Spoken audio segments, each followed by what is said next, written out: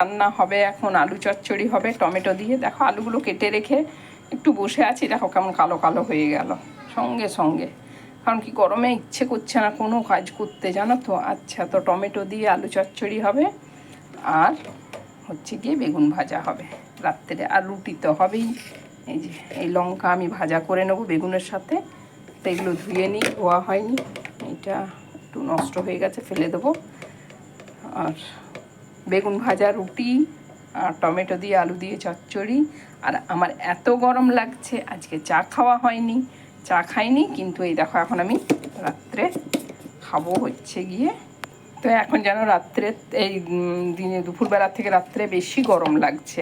এই দেখো একটু আইসক্রিম খাবো। কি করব, খুব গরম লাগছে, চা খাইনি জানো তো, এত গরমে ভালো লাগছে না। এখন খালি ঠান্ডা জিনিসই খেতে ইচ্ছে করছে, তো একটুখানি আইসক্রিম খাই। আর অনেকটা রাত হয়েছে, 10টা বাজে, আমি এখনও রান্না শুরু করিনি, তবে তেমন কিছু রান্না হবে না, সেই জন্যেই আমি শুরুটা করিনি। এই তো আলু চচ্চড়ি আর বেগুন ভাজা, এটা গরম গরম ভালোই লাগবে, খারাপ কিছু লাগবে না। তো একটা বড় জায়গা নিয়ে নিই, জানো, যা বড় বাটি করে ধুতে হবে, থালাতে তো আর ধোয়া যাবে না। থালাতে বসে বসে কেটে নিলাম, গরম লাগছিল, তো কি করব বলো, আর উঠতে পারলাম না, মনে হলো থালাটা হাতের কাছে আছে, থালাটাতেই কেটে রাখি, ধোয়ার সময় বড় জায়গায় ধুয়ে নেবো। তো চলো এখন এবার আমি তরকারিটা, বেগুনটা ভেজে তরকারিটা বসিয়ে দিই, তারপর আটা মেখে নিই, আটা মেখে রুটিটা করব, কারণ কি 10টা বাজে। এখন আমি আরও যদি দেরি করি অনেকটাই দেরি হয়ে যাবে, এমনি দেরি হয়ে গেছে।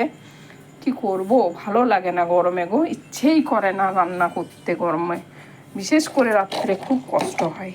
দুপুরবেলাটাই তবু ঠিক আছে, কিন্তু রাত্রে একদমই ভালো লাগে না, করতে তো হবেই, কিছু করার নেই। তো চলো টাটা সবাইকে, তোমরাও সব রান্না বান্না শুরু করো, আমি একটু আইসক্রিম খাই, খেয়ে দিয়ে আমি রুটিটা শুরু করি করা। তরকারিটা আগে বসিয়ে দিই, কারণ কি তরকারিটা বসিয়ে দিলে আমার রান্না করতে সুবিধে হবে। একদিকে আটা মেখে নেবো তরকারি হতে হতে, বেগুন বেগুন ভেজে তরকারিটা বসিয়ে তরকারি হতে হতে রুটি, মানে আটা মাখা রুটি সব হয়ে যাবে, সেই জন্যেই একটু দেরি করলাম। তো ঠিক আছে, রেখে দিচ্ছি এখন।